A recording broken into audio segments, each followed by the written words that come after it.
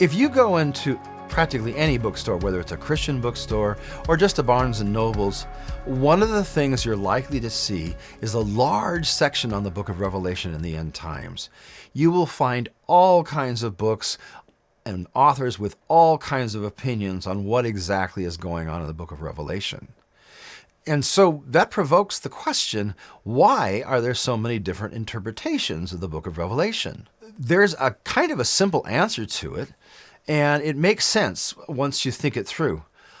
One of the things we know is when the Jesus movement began, it was about 90% Jewish. In fact, Jews who didn't follow Jesus thought of those who did as Jews in some kind of weird sect. Well, as the church grew, more and more Gentiles joined it, till probably around 200 AD, 90% of the church was Gentile rather than Jewish. Not only that, initially, the Jerusalem leadership was hostile to Christians, both Jewish and Gentile, and then all of a sudden, the Gentiles of the church become hostile to Christian Jews. It's a very sad portion of Christian history. And in many ways, they drove the Christian Jews out of the church.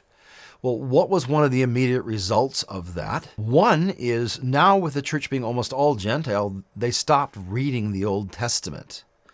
Or if they did not read it the way it was meant to be read, and they started reading it like a Greek or a Roman piece of literature rather than a piece of Jewish literature. That's a real problem because Revelation relies so much on the Old Testament. Without the ability to read the Old Testament on its own terms, Revelation is almost impossible to understand. And that, even today, when you read a lot of the books on the shelves about Revelation, they are not really referencing the Old Testament the way the Old Testament was written to be read. And so you get some really goofy results.